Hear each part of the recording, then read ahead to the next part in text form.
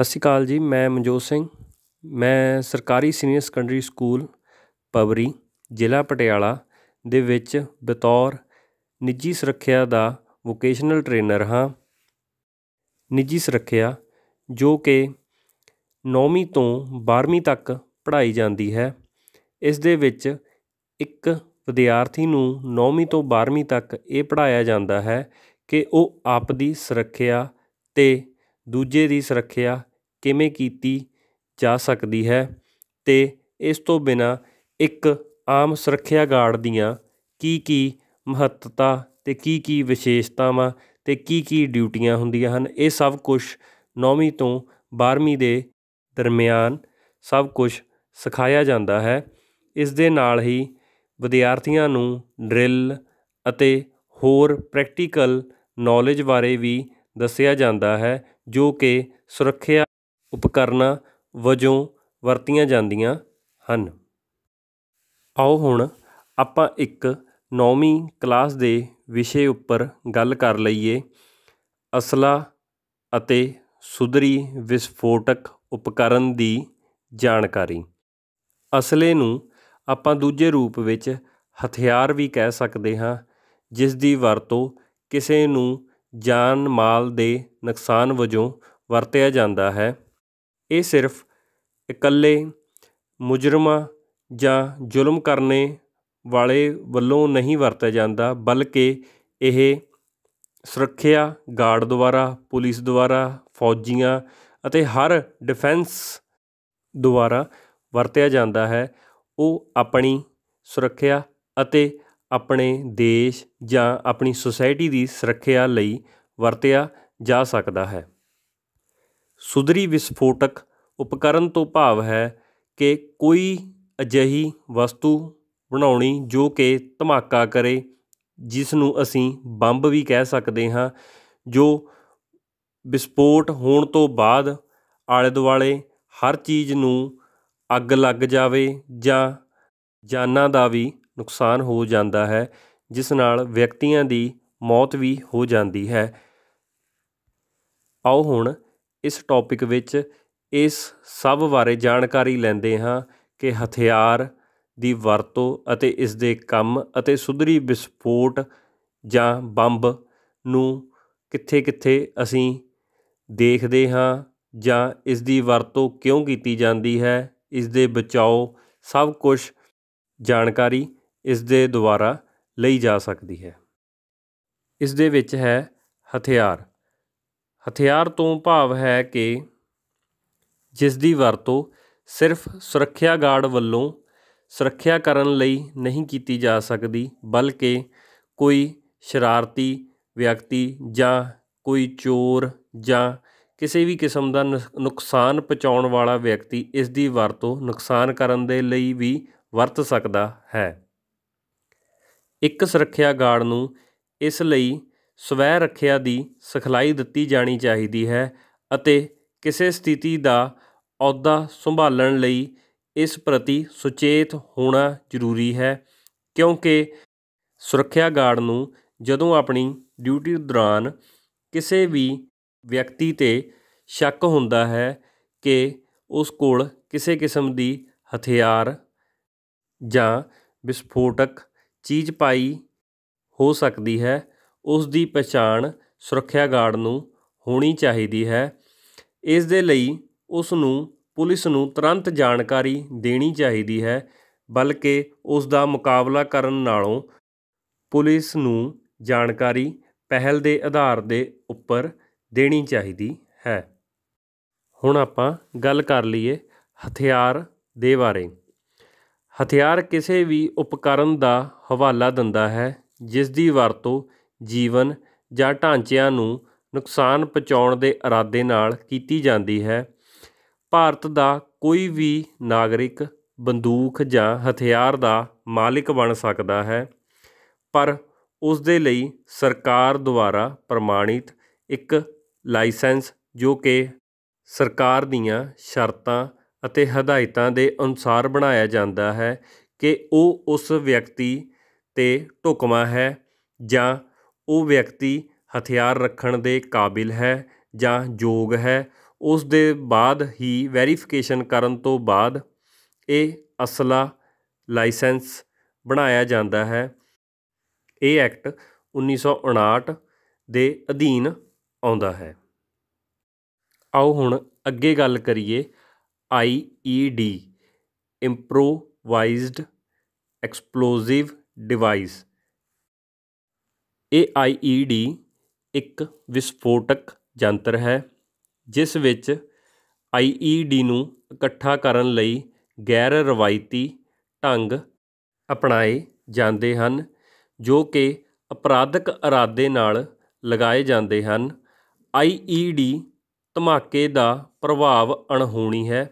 ਇਹ ਕਿਸੇ ਵੀ ਵਕਤ ਅਤੇ ਕਿਸੇ ਵੀ ਸਮੇਂ ਕਿਸੇ ਵੀ ਜਗ੍ਹਾ 'ਤੇ ਹੋ ਸਕਦਾ ਹੈ ਕਿਉਂਕਿ ਇਸ ਦਾ ਇੱਕ ਹੀ ਮਕਸਦ ਹੁੰਦਾ ਹੈ ਜਾਨ ਮਾਲ ਦਾ ਨੁਕਸਾਨ ਕਰਨਾ ਅਤੇ ਧਮਾਕਾ ਕਰਨਾ।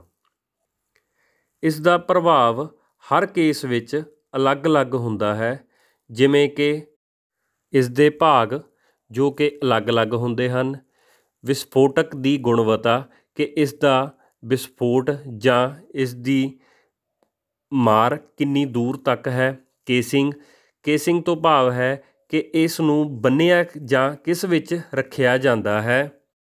ਇਸ ਤੋਂ ਬਾਅਦ ਹੈ ਸਪਲਿਟਰ ਦੀ ਮਾਤਰਾ, ਮਤਲਬ ਕਿ ਇਸ ਨੂੰ ਜਦੋਂ ਰੱਖਿਆ ਜਾਂਦਾ ਹੈ ਜਾਂ ਜਦੋਂ ਇਸ ਦਾ ਵਿਸਫੋਟ ਹੁੰਦਾ ਹੈ ਤਾਂ ਇਸ ਦੇ ਟੁਕੜੇ ਕਿੰਨੇ ਤਿੱਖੇ ਜਾਂ ਕਿਹੜੇ ਧਾਤਾਂ ਦੇ ਨਿਕਲਦੇ ਹਨ, ਸ਼ੀਸ਼ੇ ਦੇ ਜਾਂ ਕਿਸੇ ਹੋਰ ਧਾਤ ਦੇ। ਆਓ ਹੁਣ ਗੱਲ ਕਰ ਲਈਏ IED ਜੋ ਕਿ ਕਿਸੇ ਵਿਅਕਤੀ ਦੁਆਰਾ ਘਰ ਵਿੱਚ ਜਾਂ ਗੈਰ ਰਵਾਇਤੀ ਢੰਗ ਨਾਲ ਜੋ ਬੰਬ ਬਣਾਇਆ ਗਿਆ ਹੈ ਉਸ ਦੇ ਭਾਗ ਕਿਹੜੇ ਹੋ ਸਕਦੇ ਹਨ। ਇਸ ਦਾ ਪਹਿਲਾ ਭਾਗ ਹੈ ਬਿਜਲੀ ਦੀ ਸਪਲਾਈ। IED ਨੂੰ ਚਾਲੂ ਅਤੇ ਬੰਦ ਕਰਨ ਦੇ ਲਈ ਬਿਜਲੀ ਦੀ ਸਪਲਾਈ ਬੈਟਰੀ ਉਸ ਦੇ ਵਿੱਚ ਲਗਾਈ ਜ਼ਰੂਰ ਹੁੰਦੀ ਹੈ ਤਾਂ ਕਿ ਉਸ ਨੂੰ ਸਹੀ ਟਾਈਮ 'ਤੇ ਵਿਸਫੋਟ ਲਈ ਸਮਾਂ ਉਹ ਦਿੱਤਾ ਜਾ ਸਕੇ ਤਾਂ ਕਿ ਵਿਸਫੋਟ ਟਾਈਮ ਦੇ ਅਨੁਸਾਰ ਜਾਂ ਉਸ ਵਕਤ ਹੋ ਸਕੇ ਜਿਸ ਵਕਤ ਉਸ ਨੂੰ ਬੰਨ੍ਹਿਆ ਗਿਆ ਹੋਵੇ। ਇਸ ਤੋਂ ਅੱਗੇ ਆਉਂਦਾ ਹੈ ਟ੍ਰਿਗਰ ਜੋ ਕਿ ਇੱਕ ਇਲੈਕਟ੍ਰੋਨਿਕ ਸਿਗਨਲ ਭੇਜਦਾ ਹੈ ਜੋ ਕਿ ਛੋਟੇ ਵਿਸਫੋਟਕ ਚਾਰਜ ਨੂੰ ਸੈੱਟ ਕਰਦਾ ਹੈ ਜਿਸ ਨੂੰ ਡੀਟੋਨੇਟਰ ਕਹਿੰਦੇ ਹਨ। ਇਸ ਤੋਂ ਅੱਗੇ ਹੈ ਮੁੱਖ ਵਿਸਫੋਟਕ ਜਿੱਥੇ ਕਿ ਬਰੂਦ ਜਾਂ ਹੋਰ ਸਭ ਕੁਝ ਹੁੰਦਾ ਹੈ ਜੋ ਕਿ ਮੁੱਖ ਵਿਸਫੋਟ ਨੂੰ ਧਮਾਕੇ ਵਿੱਚ ਬਦਲਦਾ ਹੈ। ਇਸ ਤੋਂ ਅੱਗੇ ਹੈ ਇੱਕ ਵਿਸਫੋਟਕ ਡਿਵਾਈਸ ਨੂੰ ਕਿਸ ਤਰ੍ਹਾਂ ਜਾਂ ਕਿਹੜੀ ਜਗ੍ਹਾ ਜਾਂ ਕਿਵੇਂ ਪਾਇਆ ਜਾ ਸਕਦਾ ਹੈ। ਵਿਸਫੋਟਕ ਡਿਵਾਈਸ ਇੱਕ ਛੋਟਾ ਪੈਕੇਜ ਵੀ ਹੋ ਸਕਦਾ ਹੈ, ਇੱਕ ਲੈਟਰ ਜਾਂ ਪੱਤਰ ਵੀ ਹੋ ਸਕਦਾ ਹੈ, ਕਿਸੇ ਪਾਈਪ ਵਿੱਚ ਵੀ ਇਸ ਨੂੰ ਲਗਾਇਆ ਜਾ ਸਕਦਾ ਹੈ, ਪਾਰਸਲ ਦੁਆਰਾ ਵੀ, ਟਿਫਨ ਬਾਕਸ ਦੁਆਰਾ ਵੀ ਇਹ ਭੇਜਿਆ ਜਾਂ ਮਿਲ ਸਕਦਾ ਹੈ, ਪਾਣੀ ਦੀ ਬੋਤਲ ਵਿੱਚ ਵੀ ਇਸ ਨੂੰ ਰੱਖ ਕੇ ਕਿਸੇ ਜਗ੍ਹਾ ਦੇ ਉੱਤੇ ਧਮਾਕਾ ਕਰ ਸਕਦੇ ਹਾਂ, ਪ੍ਰੈਸ਼ਰ ਕੁੱਕਰ ਅਤੇ ਇੱਥੋਂ ਤੱਕ ਵੀ ਕਿਸੇ ਟਰੱਕ ਵਿੱਚ ਵੀ ਲਗਾ ਕੇ ਕੋਈ ਵਿਅਕਤੀ ਇਸ ਦਾ ਇਸਤੇਮਾਲ ਧਮਾਕੇ ਲਈ ਕਰ ਸਕਦਾ ਹੈ। ਆਓ ਹੁਣ ਗੱਲ ਕਰੀਏ IED ਕਿਸ ਤਰ੍ਹਾਂ ਦਾ ਹੋ ਸਕਦਾ ਹੈ, ਇਸ ਦੀ ਟਾਈਪਸ ਕਿਵੇਂ ਦੀ ਹੋ ਸਕਦੀਆਂ ਹਨ। IED ਇਹ ਕਿਸੇ ਵੀ ਕਿਸਮ ਦੁਆਰਾ ਤਿਆਰ ਕੀਤਾ ਜਾ ਸਕਦਾ ਹੈ। ਇਸ ਦੀ ਹਾਲਤ ਜਾਂ ਇਸ ਦੀ ਸ਼ੇਪ ਜਾਂ ਇਸ ਦਾ ਆਕਾਰ ਕੋਈ ਵੱਡਾ ਛੋਟਾ ਜਾਂ ਹਮੇਸ਼ਾ ਹੀ ਵੱਡਾ ਨਹੀਂ ਪਾਇਆ ਜਾ ਸਕਦਾ। ਇਹ ਕਿਸੇ ਵੀ ਆਕਾਰ ਦਾ ਹੋ ਸਕਦਾ ਹੈ ਜਿਵੇਂ ਕਿ ਇਹ ਪਾਈਪ ਵਿੱਚ ਵੀ ਲੱਗ ਸਕਦਾ ਹੈ, ਟਿਫਨ ਬਾਕਸ ਵਿੱਚ ਵੀ ਆ ਸਕਦਾ ਹੈ ਜਾਂ ਕੋਈ ਵਿਅਕਤੀ ਇਸ ਨੂੰ ਆਪਣੇ ਸਰੀਰ ਨਾਲ ਬੰਨ੍ਹ ਕੇ ਜਿਸ ਨੂੰ ਅਸੀਂ ਸੁਸਾਈਡ IED ਵੀ ਕਹਿ ਸਕਦੇ ਹਾਂ ਜੋ ਕਿ ਆਮ ਲੋਕਲ ਜਾਂ ਭੀੜ ਵਾਲੀ ਜਗ੍ਹਾ 'ਤੇ ਜਾ ਕੇ ਵੱਡਾ ਧਮਾਕਾ ਕਰਨਾ ਚਾਹੇ ਤਾਂ ਉਹ ਇਸ ਰਾਹੀਂ ਕਰ ਸਕਦਾ ਹੈ। ਇਸ ਤੋਂ ਅੱਗੇ ਹੈ ਵਾਹਨ ਨਾਲ ਪੈਦਾ ਹੋਣ ਵਾਲਾ IED। ਇਹ ਬਹੁਤ ਸ਼ਕਤੀਸ਼ਾਲੀ ਹੁੰਦਾ ਹੈ ਕਿਉਂਕਿ ਇਸ ਵਿੱਚ ਬਹੁਤ ਭਾਰੀ ਮਾਤਰਾ ਵਿੱਚ ਵਿਸਫੋਟ ਰੱਖਿਆ ਜਾਂਦਾ ਹੈ ਜਾਂ ਰੱਖ ਸਕਦੇ ਹਾਂ। ਇਸ ਦੁਆਰਾ ਬਹੁਤ ਵੱਡਾ ਧਮਾਕਾ ਹੁੰਦਾ ਹੈ ਜੋ ਕਿ ਜਾਨ ਅਤੇ ਮਾਲ ਦਾ ਵੀ ਨੁਕਸਾਨ ਭਾਰੀ ਮਾਤਰਾ ਵਿੱਚ ਹੋ ਸਕਦਾ ਹੈ। ਆਓ ਹੁਣ ਗੱਲ ਕਰੀਏ ਕਿ IED ਮਿਲਣ ਸਮੇਂ ਸਾਨੂੰ ਕਿਹੜੀਆਂ-ਕਿਹੜੀਆਂ ਗੱਲਾਂ ਦਾ ਧਿਆਨ ਰੱਖਣਾ ਚਾਹੀਦਾ ਹੈ ਅਤੇ IED ਮੌਜੂਦ ਹੋਣ ਦੇ ਸ਼ੱਕ ਤੋਂ ਬਾਅਦ ਸਾਨੂੰ ਕਿਹੜੇ-ਕਿਹੜੇ ਕਦਮ ਚੁੱਕਣੇ ਚਾਹੀਦੇ ਹਨ।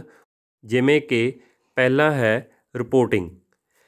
ਰਿਪੋਰਟਿੰਗ ਦੇ ਵਿੱਚ ਇਹ ਆਉਂਦਾ ਹੈ ਕਿ ਸਾਨੂੰ ਜਦੋਂ ਕਿਸੇ IED ਦੇ ਹੋਣ ਦੀ ਸੰਭਾਵਨਾ ਪਾਈ ਜਾਂਦੀ ਹੈ ਤਾਂ ਸਾਨੂੰ ਆਪਣੀ ਸੰਸਥਾ ਵਿੱਚ ਜੋ ਸੀਨੀਅਰ ਅਧਿਕਾਰੀ ਹੈ ਉਸ ਨੂੰ ਤੁਰੰਤ ਜਾਣਕਾਰੀ ਦੇਣੀ ਚਾਹੀਦੀ ਹੈ ਅਤੇ ਜਾਂ ਕੋਲ ਲੱਗਦੇ ਪੁਲਿਸ ਥਾਣੇ ਜਾਂ ਪੁਲਿਸ ਨੂੰ ਇਤਲਾਹ ਮੌਕੇ 'ਤੇ ਹੀ ਦੇਣੀ ਚਾਹੀਦੀ ਹੈ ਤਾਂ ਕਿ ਉਸ IED ਦਾ ਮੌਕੇ 'ਤੇ ਹੀ ਕੋਈ ਬਣਦਾ ਹੱਲ ਕੱਢਿਆ ਜਾਵੇ ਅਤੇ ਕਿਸੇ ਭਾਰੀ ਨੁਕਸਾਨ ਤੋਂ ਬਚਿਆ ਜਾ ਸਕੇ।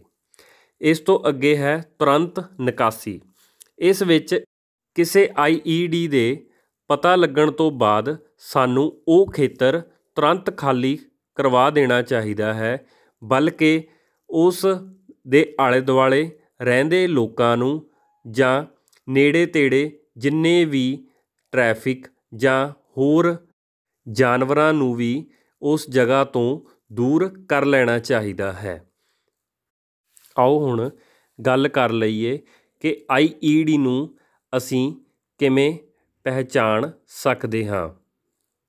ਇਸ ਵਿੱਚ ਕਿਸੇ ਪੈਕੇਜ ਨੂੰ ਨਿੱਜੀ ਤੌਰ 'ਤੇ ਕੋਈ ਨਾਮ ਜਾਂ ਨਿੱਜੀ ਤੌਰ 'ਤੇ ਕਿਸੇ ਵਿਅਕਤੀ ਦੁਆਰਾ ਨਾ ਪਹਿਚਾਣਿਆ ਜਾਵੇ ਜਾਂ ਕਿਸੇ ਨਿੱਜੀ ਵਿਅਕਤੀ ਦਾ ਇਹ ਪਾਰਸਲ ਨਾ ਹੋਵੇ ਤਾਂ ਇਹ ਸ਼ੱਕ ਦੇ ਅਧੀਨ ਹੀ ਮੰਨਿਆ ਜਾਂਦਾ ਹੈ।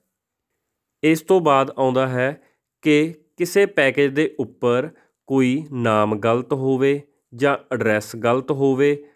ਉਸ ਤੋਂ ਬਾਅਦ ਹੀ ਉਸ ਉੱਪਰ ਸ਼ੱਕ ਕਰਨ ਦੀ ਗੁੰਜਾਇਸ਼ ਜ਼ਿਆਦਾ ਹੋ ਜਾਂਦੀ ਹੈ ਕਿਉਂਕਿ ਨਾਮ ਅਤੇ ਐਡਰੈਸ ਗਲਤ ਹੋਣ ਦੇ ਨਾਲ ਹੀ ਉਹ ਪੈਕੇਜ ਸ਼ੱਕ ਦੇ ਅਧੀਨ ਆਉਂਦਾ ਹੈ। ਇਸ ਤੋਂ ਅੱਗੇ ਹੈ ਪੈਕੇਜ ਵਿੱਚ ਕਿਸੇ ਕਿਸਮ ਦੀਆਂ ਤਾਰਾਂ, ਐਲੂਮੀਨੀਅਮ ਧਾਤ ਹੋਵੇ ਜਾਂ ਤੇਲ ਦੇ ਧੱਬੇ ਹੋਣ ਜਾਂ ਕੁਝ ਬਦਬੂ ਆਉਂਦੀ ਹੋਵੇ ਜੋ ਕਿ ਸੁੰਘਣਯੋਗ ਨਾ ਹੋਵੇ। ਇਹਨਾਂ ਸਭ ਹਾਲਤਾਂ ਵਿੱਚ ਇਹ IED ਵੀ ਹੋ ਸਕਦਾ ਹੈ। ਹੁਣ ਆਪਾਂ ਗੱਲ ਕਰੀਏ ਅੱਗੇ IED ਕਿਸੇ ਪੈਕੇਜ ਵਿੱਚ ਆਵਾਜ਼ ਗੂੰਜਦੀ ਹੋਵੇ ਤਾਂ ਵੀ ਇਹ ਇੱਕ ਚਿੰਤਾ ਦਾ ਕਾਰਨ ਹੈ। ਇਸ ਤੋਂ ਬਾਅਦ ਪੈਕੇਜ ਖੋਲ੍ਹਣ ਸਮੇਂ ਕਿਸੇ ਕਿਸਮ ਦਾ ਦਬਾਅ ਲੱਗਦਾ ਹੋਵੇ ਜਾਂ ਕਿਸੇ ਕਿਸਮ ਦਾ ਦਬਾਅ ਲਾਗੂ ਜ਼ਿਆਦਾ ਕਰਨਾ ਪੈ ਰਿਹਾ ਹੈ ਤਾਂ ਇਹ IED ਵੀ ਹੋ ਸਕਦਾ ਹੈ। ਇਸ ਤੋਂ ਬਾਅਦ ਪੈਕੇਜ ਅਗਰ ਆਪਾਂ ਨੂੰ ਕਿਸੇ ਇਕਾਂਤ ਜਗ੍ਹਾ ਜਾਂ ਬਾਕੀ ਪੈਕੇਜ ਜਾਂ ਬਾਕੀ ਚੀਜ਼ਾਂ ਤੋਂ ਅਲੱਗ ਪਿਆ ਮਿਲਦਾ ਹੈ, ਉਸ ਦਾ ਸਮਾਨ ਵਿੱਚ ਦੀ ਅਸੰਤੁਲਨ ਹੈ ਜਾਂ ਉਸ ਦਾ ਭਾਰ ਜ਼ਿਆਦਾ ਹੈ ਜਾਂ ਉਸ ਨੂੰ ਰੱਖਣ ਸਮੇਂ ਥੋੜ੍ਹੀ ਦਿੱਕਤ ਆ ਰਹੀ ਹੈ ਤਾਂ ਇਹ ਸ਼ੱਕੀ ਮੰਨਿਆ ਜਾਣਾ ਜ਼ਰੂਰੀ ਹੈ। ਇਸ ਤੋਂ ਅੱਗੇ ਅਗਰ ਕਿਸੇ IED ਦਾ ਭਾਰ ਬਹੁਤ ਜ਼ਿਆਦਾ ਹੈ ਜਾਂ ਉਸ ਦਾ ਆਕਾਰ ਵੀ ਆਮ ਪੈਕੇਜ ਨਾਲੋਂ ਜ਼ਿਆਦਾ ਹੈ ਤਾਂ ਇਹ IED ਹੀ ਹੋ ਸਕਦਾ ਹੈ। ਇਸ ਤੋਂ ਬਿਨਾਂ ਪੈਕੇਜ ਨੂੰ ਮਹਿਸੂਸ ਕਰਨ 'ਤੇ ਇਹ ਪ੍ਰਗਟ ਹੋਵੇ ਕਿ ਇਹ ਕਿਸੇ ਫੋਲਡਰ, ਪੇਪਰ ਜਾਂ ਧਾਤ ਜਾਂ ਤਾਰ ਇਸ ਵਿੱਚ ਮੌਜੂਦ ਹੈ ਤਾਂ ਇਹ ਇੱਕ IED ਦਾ ਸ਼ੱਕ ਹੋ ਸਕਦਾ ਹੈ। ਆਓ ਹੁਣ ਗੱਲ ਕਰੀਏ ਕਿ ਇੱਕ ਸੁਰੱਖਿਆ ਗਾਰਡ ਕੋਲ ਕਿਹੜੇ-ਕਿਹੜੇ ਸੁਰੱਖਿਆ ਉਪਕਰਨ ਹੋਣੇ ਚਾਹੀਦੇ ਹਨ ਜੋ ਕਿ IED ਸਮੇਂ ਜਾਂ ਕਿਸੇ ਆਫਤ ਸਮੇਂ ਜਾਂ ਕਿਸੇ ਇਸ ਹਾਲਾਤਾਂ ਦੇ ਨਾਲ ਜੂਝਣ ਦੇ ਲਈ ਕਿਹੜੇ ਉਪਕਰਨਾਂ ਦਾ ਹੋਣਾ ਜ਼ਰੂਰੀ ਹੈ। ਇਸ ਦੇ ਵਿੱਚ ਹੈ ਯੂਨੀਫਾਰਮ। ਇਹ ਉਹ ਚੀਜ਼ਾਂ ਵਿੱਚੋਂ ਇੱਕ ਹੈ ਜੋ ਸੁਰੱਖਿਆ ਗਾਰਡ ਨੂੰ ਨਿਯਮਿਤ ਰੂਪ ਵਿੱਚ ਪਹਿਨਣੀ ਚਾਹੀਦੀ ਹੈ। ਇਹ ਉਸ ਨੂੰ ਬਾਕੀ ਲੋਕਾਂ ਅਤੇ ਬਾਕੀ ਆਮ ਕਰਮਚਾਰੀਆਂ ਤੋਂ ਅਲੱਗ ਅਤੇ ਇਸ ਦੀ ਦਿੱਖ ਨੂੰ ਵਧਾਉਂਦੀ ਹੈ। ਇਹ ਸੁਰੱਖਿਆ ਅਤੇ ਸੁਚੇਤ ਰਹਿਣ ਵਿੱਚ ਸਹਾਇਤਾ ਵੀ ਕਰਦੀ ਹੈ। ਇੱਕ ਸੁਰੱਖਿਆ ਗਾਰਡ ਦੇ ਪਾਏ ਹੋਏ ਬੂਟ ਜਾਂ ਉਸ ਦੀ ਯੂਨੀਫਾਰਮ ਉਸ ਨੂੰ ਸਭ ਤੋਂ ਅਲੱਗ ਦਰਸਾਉਂਦੀ ਹੈ। ਇੱਕ ਸੁਰੱਖਿਆ ਗਾਰਡ ਦੇ ਬੂਟ ਜੋ ਕਿ ਐਨ ਕੰਫਰਟੇਬਲ ਹੋਣ, ਜੋ ਕਿ ਉਸ ਨੂੰ ਲੰਬੇ ਸਮੇਂ ਲਈ ਖੜ੍ਹਨ ਅਤੇ ਤੁਰਨ ਦੇ ਲਈ ਸਹਾਇਕ ਹੋਣ। ਇਸ ਤੋਂ ਅੱਗੇ ਹੈ ਮਸ਼ਾਲ ਜਾਂ ਬੈਟਰੀ। ਇਹ ਇੱਕ ਸੁਰੱਖਿਆ ਗਾਰਡ ਲਈ ਬਹੁਤ ਜ਼ਰੂਰੀ ਹੈ, ਕਿਉਂਕਿ ਅਗਰ ਕਿਸੇ ਕਿਸਮ ਦੀ ਕੋਈ ਆਵਾਜ਼ ਜਾਂ ਕਿਸੇ ਕਿਸਮ ਦਾ ਕੋਈ ਖੜਕਾ ਜੋ ਕਿ ਹੋਣਾ ਨਹੀਂ ਚਾਹੀਦਾ, ਬਲਕਿ ਉਹ ਥੋੜ੍ਹਾ ਜਿਹਾ ਸੁਣਨ ਤੋਂ ਬਾਅਦ ਹਨੇਰੇ ਦੇ ਵਿੱਚ ਉਹ ਆਵਾਜ਼ ਦਾ ਕਾਰਨ ਜਾਣਨ ਦੇ ਲਈ ਜਾਂ ਦੇਖਣ ਦੇ ਲਈ ਇਸ ਦੀ ਵਰਤੋਂ ਕਰੀ ਜਾਂਦੀ ਹੈ। ਇਸ ਦੇ ਅੱਗੇ ਹੈ ਡਿਜੀਟਲ ਕੈਮਰਾ, ਜੋ ਕਿ CCTV ਵੀ ਕਿਹਾ ਜਾਂਦਾ ਹੈ। ਇਸ ਦੀ ਵਰਤੋਂ ਕਿ ਕਿਸੇ ਆਏ ਗਏ ਜਾਂ ਜੋ ਕੰਮ ਅੱਜ ਹੋਇਆ ਦਿਨ ਵਿੱਚ ਉਸ ਨੂੰ ਰਾਤ ਨੂੰ ਦੇਖਣ ਦੇ ਲਈ ਜਾਂ ਕਿਸੇ ਸ਼ੱਕ ਦੇ ਆਧਾਰੇ 'ਤੇ ਉਸ ਨੂੰ ਦੁਬਾਰਾ ਤੋਂ ਦੇਖਣ ਦੇ ਲਈ ਇਸ ਦੀ ਵਰਤੋਂ ਕਰੀ ਜਾਂਦੀ ਹੈ। ਇਸ ਤੋਂ ਅੱਗੇ ਹੈ ਨੋਟਪੈਡ ਔਰ ਪੈਨ, ਜੋ ਕਿ ਇੱਕ ਸੁਰੱਖਿਆ ਗਾਰਡ ਕੋਲ ਇਹ ਨੋਟਪੈਡ ਅਤੇ ਪੈਨ ਹੋਣਾ ਜ਼ਰੂਰੀ ਹੈ, ਕਿਉਂਕਿ ਦਿਨ ਦੇ ਵਿੱਚ ਅਤੇ ਰਾਤ ਦੇ ਸਮੇਂ ਅਗਰ ਕੋਈ ਵਿਅਕਤੀ ਕਿਸੇ ਅਹਾਤੇ ਦੇ ਅੰਦਰ ਜਾਂਦਾ ਹੈ ਜਾਂ ਵਾਪਸ ਆਉਂਦਾ ਹੈ, ਉਸ ਦਾ ਨਾਮ ਅਤੇ ਉਸ ਦੇ ਕੋਲ ਕਿਹੜੀ ਚੀਜ਼ ਪਾਈ ਗਈ ਹੈ ਜਾਂ ਕਿਹੜੀ ਚੀਜ਼ ਉਸ ਦੇ ਕੋਲ ਹੈ, ਉਸ ਦੀ ਸਾਰੀ ਜਾਣਕਾਰੀ ਨੋਟਪੈਡ ਉੱਪਰ ਲਿਖਣੀ ਅਤੇ ਉਸ ਦੀ ਜਾਣਕਾਰੀ ਪ੍ਰੋਪਰ ਰੱਖਣੀ, ਉਹ ਸਭ ਜ਼ਰੂਰੀ ਹੁੰਦੀ ਹੈ। ਇਸ ਤੋਂ ਅੱਗੇ ਹੈ 2-ਵੇ ਰੇਡੀਓ, ਜਿਸ ਨੂੰ ਅਸੀਂ ਵਾਕੀ ਟਾਕੀ ਵੀ ਕਹਿ ਸਕਦੇ ਹਾਂ। ਇਹ ਇੱਕ ਅਹਾਤੇ ਦੇ ਅੰਦਰ ਬਹੁਤ ਜ਼ਰੂਰੀ ਹੈ, ਕਿਉਂਕਿ ਕਈ ਅਹਾਤੇ ਦੇ ਵਿੱਚ 2 ਜਾਂ 2 ਤੋਂ ਵੱਧ ਗੇਟ ਵੀ ਪਾਏ ਜਾਂਦੇ ਹਨ, ਜੋ ਕਿ ਇਹਨਾਂ ਸਭ ਦੀ ਜਾਣਕਾਰੀ ਸਾਂਝੀ ਕਰਨ ਦੇ ਲਈ ਵਰਤਿਆ ਜਾਂਦਾ ਹੈ, ਕਿਉਂਕਿ ਇੱਕ ਗੇਟ ਉੱਪਰ ਕਿਸੇ ਕਿਸਮ ਦੀ ਜਾਣਕਾਰੀ ਦੂਜੇ ਗੇਟ ਤੱਕ ਪਹੁੰਚਾਉਣ ਦੇ ਲਈ ਉਹ ਜਾਣਕਾਰੀ ਤੇਜ਼ ਅਤੇ ਸਪਸ਼ਟ ਪਹੁੰਚਾਉਣ ਦੇ ਲਈ 2-ਵੇ ਰੇਡੀਓ ਹੀ ਵਰਤ ਸਕਦੇ ਹਾਂ। ਇਸ ਤੋਂ ਅੱਗੇ ਹੈ ਮੋਬਾਈਲ ਫੋਨ ਅਤੇ ਟੈਲੀਫੋਨ।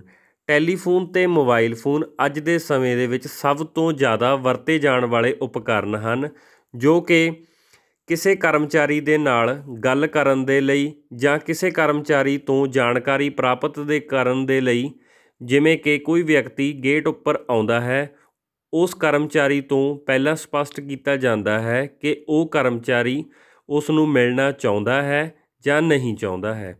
ਇਸ ਲਈ ਇਸ ਦੀ ਵਰਤੋਂ ਜ਼ਿਆਦਾ ਕਰੀ ਜਾਂਦੀ ਹੈ।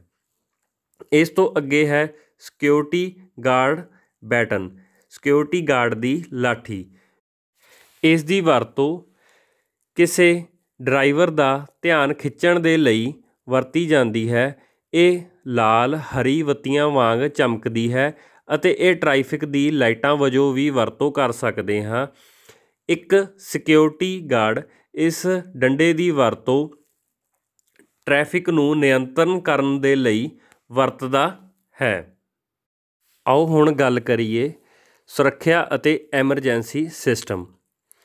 ਜਨਤਕ ਸੁਰੱਖਿਆ ਸਿਸਟਮ ਵਿੱਚ ਕਾਨੂੰਨ ਲਾਗੂ ਕਰਨ, ਅੱਗ ਅਤੇ ਐਮਰਜੈਂਸੀ ਮੈਡੀਕਲ ਸੇਵਾਵਾਂ ਸ਼ਾਮਿਲ ਹੁੰਦੀਆਂ ਹਨ। ਇੱਥੇ ਬਹੁਤ ਸਾਰੀਆਂ ਜਨਤਕ ਸੁਰੱਖਿਆ ਏਜੰਸੀਆਂ ਹਨ, ਜਿਵੇਂ ਕਿ ਨਾਗਰਿਕਾਂ ਦੀ ਸੁਰੱਖਿਆ ਲਈ ਪੁਲਿਸ, ਅੱਗ ਸੁਰੱਖਿਆ ਲਈ ਫਾਇਰ ਬ੍ਰਿਗੇਡ, ਆਫਤਾਂ ਨੂੰ ਸੰਭਾਲਣ ਲਈ ਆਫਤ ਪ੍ਰਬੰਧਨ ਏਜੰਸੀ ਅਤੇ ਡਾਕਟਰੀ ਐਮਰਜੈਂਸੀ ਨੂੰ ਸੰਭਾਲਣ ਲਈ ਜਨਤਕ ਅਤੇ ਨਿੱਜੀ ਐਮਰਜੈਂਸੀ ਪ੍ਰਬੰਧਨ ਸੇਵਾਵਾਂ ਸੁਰੱਖਿਆ ਅਤੇ ਐਮਰਜੈਂਸੀ ਪ੍ਰਣਾਲੀ ਦੇ ਹਿੱਸੇ ਵਜੋਂ ਵਰਤੀਆਂ ਜਾਂਦੀਆਂ ਹਨ। ਕੁਝ ਕੁ ਸਮਾਰਟ ਟੈਕਨੋਲੋਜੀ ਇਸ ਪ੍ਰਕਾਰ ਹਨ, ਜਿਵੇਂ ਕਿ ਇਸ ਵਿੱਚ ਹੈਲਪਲਾਈਨ ਨੰਬਰ, ਜਿਵੇਂ ਕਿ ਪੁਲਿਸ ਦਾ ਹੈਲਪਲਾਈਨ ਨੰਬਰ, ਐਂਬੂਲੈਂਸ ਦਾ ਹੈਲਪਲਾਈਨ ਨੰਬਰ, ਫਾਇਰ ਬ੍ਰਿਗੇਡ ਦਾ ਹੈਲਪਲਾਈਨ ਨੰਬਰ ਸਭ ਅਲੱਗ-ਅਲੱਗ ਹੁੰਦੇ ਹਨ ਅਤੇ ਇਹਨਾਂ ਦੀ ਜਾਣਕਾਰੀ ਸਭ ਕਰਮਚਾਰੀਆਂ ਨੂੰ ਅਤੇ ਆਮ ਤੌਰ 'ਤੇ ਜਨਤਾ ਨੂੰ ਵੀ ਪਤਾ ਹੋਣੀ ਚਾਹੀਦੀ ਹੈ ਕਿ ਕਿਸੇ ਵੀ ਆਫਤ ਸਮੇਂ ਕਿਸ ਨੰਬਰ ਦੀ ਪਹਿਲਾਂ ਲੋੜ ਪੈ ਸਕਦੀ ਹੈ। ਇਸ ਤੋਂ ਅੱਗੇ ਹੈ ਮੋਬਾਈਲ ਐਪਲੀਕੇਸ਼ਨ। ਅੱਜ ਦੇ ਸਮੇਂ ਵਿੱਚ ਸਮਾਰਟਫੋਨ ਸਭ ਵਿਅਕਤੀਆਂ ਕੋਲ ਪਾਏ ਜਾਂਦੇ ਹਨ। ਇਹ ਮੋਬਾਈਲ ਐਪਲੀਕੇਸ਼ਨ ਦੀ ਵਰਤੋਂ ਕਿਸੇ ਐਮਰਜੈਂਸੀ ਸਮੇਂ, ਪੁਲਿਸ ਨੂੰ ਬੁਲਾਉਣ ਸਮੇਂ ਜਾਂ ਫਾਇਰ ਬ੍ਰਿਗੇਡ ਨੂੰ ਜਾਂ ਐਂਬੂਲੈਂਸ ਨੂੰ ਬੁਲਾਉਣ ਲਈ ਵੀ ਇਸ ਦੀ ਔਨਲਾਈਨ ਵਰਤੋਂ ਕਰੀ ਜਾ ਸਕਦੀ ਹੈ। ਇਸ ਤੋਂ ਅੱਗੇ ਹੈ ਵੀਡੀਓ ਨਿਗਰਾਨੀ। ਇਸ ਦੀ ਵਰਤੋਂ ਕਿਸੇ ਲੰਘੇ ਹੋਏ ਸਮੇਂ ਜਾਂ ਹੁਣ ਜੋ ਸਮਾਂ ਚੱਲ ਰਿਹਾ ਹੈ ਉਸ ਦੀ ਇੱਕ ਗੇਟ ਤੋਂ ਦੂਜੇ ਗੇਟ ਤੱਕ ਸਭ ਜਾਣਕਾਰੀ ਵੀਡੀਓ ਰਾਹੀਂ ਪ੍ਰਾਪਤ ਕੀਤੀ ਜਾ ਸਕਦੀ ਹੈ। ਇਸ ਤੋਂ ਅੱਗੇ ਹੈ ਆਟੋਮੈਟਿਕ ਫਾਇਰ ਅਲਾਰਮ ਸਿਸਟਮ। ਇਸ ਦਾ ਮਤਲਬ ਹੈ ਜਦੋਂ ਕਿਸੇ ਸਮੇਂ ਅੱਗ ਲੱਗ ਜਾਂਦੀ ਹੈ ਤਾਂ ਅੱਗ ਦੀ ਜਾਣਕਾਰੀ ਕੰਟਰੋਲ ਰੂਮ ਤੱਕ ਪਹੁੰਚਾਉਣ ਦੇ ਲਈ ਆਟੋਮੈਟਿਕ ਫਾਇਰ ਅਲਾਰਮ ਸਿਸਟਮ ਦੀ ਜ਼ਰੂਰਤ ਪੈਂਦੀ ਹੈ, ਕਿਉਂਕਿ ਇਸ ਦੇ ਵਿੱਚ ਸਮੋਕ ਡਿਟੈਕਟਰ ਲੱਗਿਆ ਹੁੰਦਾ ਹੈ ਜੋ ਕਿ ਕਿਸੇ ਅੱਗ ਲੱਗਣ ਦੀ ਜਗ੍ਹਾ ਅਤੇ ਅੱਗ ਲੱਗਣ ਦੇ ਸਮੇਂ ਫਾਇਰ ਅਲਾਰਮ ਵੱਜ ਜਾਂਦਾ ਹੈ ਅਤੇ ਅੱਗ ਦੀ ਜਾਣਕਾਰੀ ਸੁਰੱਖਿਆ ਗਾਰਡ ਨੂੰ ਮਿਲ ਜਾਂਦੀ ਹੈ ਅਤੇ ਉਸ ਉੱਪਰ ਬਣਦੀ ਕਾਰਵਾਈ ਸੁਰੱਖਿਆ ਗਾਰਡ ਵੱਲੋਂ ਕਰੀ ਜਾਂਦੀ ਹੈ। ਇੱਕ ਸੁਰੱਖਿਆ ਗਾਰਡ ਦੇ ਆਮ ਜ਼ਿੰਦਗੀ ਵਿੱਚ ਵੀ ਬਹੁਤ ਰੋਲ ਪਾਏ ਜਾਂਦੇ ਹਨ। ਉਹ ਸਿਰਫ ਇੱਕ ਅਹਾਤੇ ਦੀ ਸੁਰੱਖਿਆ ਨਹੀਂ, ਬਲਕਿ ਅਹਾਤੇ ਦੇ ਵਿੱਚ ਕੰਮ ਕਰਦੇ, ਅਹਾਤੇ ਦੇ ਵਿੱਚ ਦਾਖਲ ਹੁੰਦੇ ਸਭ ਵਿਅਕਤੀਆਂ ਦੀ ਸੁਰੱਖਿਆ ਕਰਦਾ ਹੈ। ਇੱਕ ਸੁਰੱਖਿਆ ਅਧਿਕਾਰੀ ਆਪਣੀ ਜਾਨ ਉੱਪਰ ਖੇਡ ਕੇ ਸਭ ਵਿਅਕਤੀਆਂ ਦੀ ਸੁਰੱਖਿਆ ਕਰਦਾ ਹੈ ਅਤੇ ਕਿਸੇ ਕਿਸਮ ਦੀ ਜਾਣਕਾਰੀ ਜੋ ਕਿ ਆਫਤ ਜਾਂ ਧਮਾਕਾ ਜਾਂ ਕਿਸੇ ਹੋਰ ਵਿਅਕਤੀ ਦੇ ਜਾਨ ਜਾਂ ਮਾਲ ਨੂੰ ਨੁਕਸਾਨ ਪਹੁੰਚਾ ਸਕਦੀ ਹੈ, ਸੁਰੱਖਿਆ ਗਾਰਡ ਆਪਣੀ ਡਿਊਟੀ ਉੱਪਰ ਰਹਿ ਕੇ ਅਤੇ ਆਪਣੀ ਜਾਨ ਦੀ ਪਰਵਾਹ ਕੀਤੇ ਬਿਨਾਂ ਉਸ ਵਸਤੂ ਜਾਂ ਵਿਅਕਤੀਆਂ ਦੀ ਸੁਰੱਖਿਆ ਕਰਦਾ ਹੈ।